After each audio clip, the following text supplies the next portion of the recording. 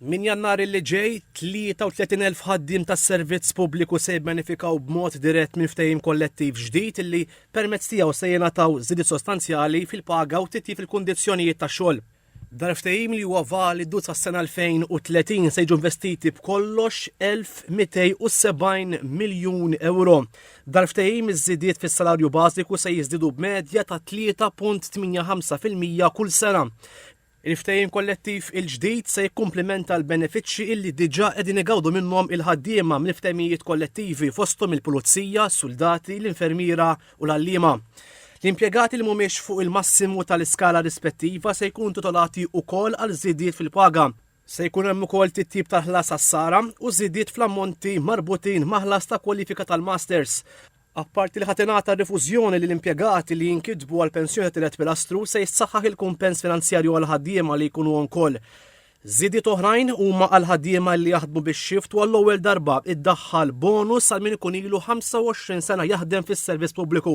Dan l-allowance se jkun aġġustat ukoll għall-impjegati f'korpi dixxiplinati. Se jingħata wkoll għarfien għadħula direttiva tal-Unjoni Ewropea dwar ir-right to disconnect u għal dan is-servizz pubbliku diġà qed iħejji policy għal meta din tidħol fis-seħħ. Il-ftehim kollettiv jaħseb ukoll għal ħaddiema fis-servizz pubbliku li qegħdin fl-inqas skala mis-sena d-dieħla il-minimu ta' din l-iskala se jkun ta' 12,793 euro fis-sena.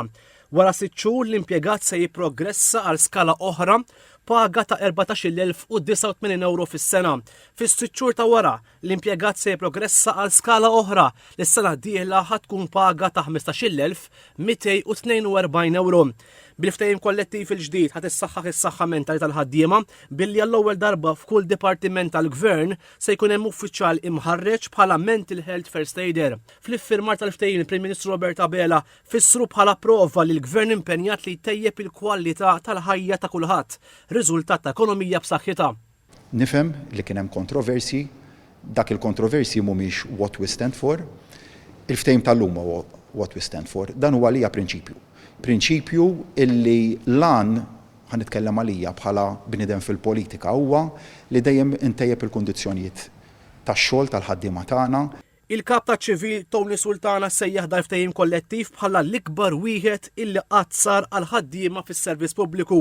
Spjega li apparti l-allowances il-ġodda, il-ftehim iħares ukoll lejn il-bilanċ bejn ix-xogħol il-ħajja, is-saħħa mentali u inizjattivi sostenibbli.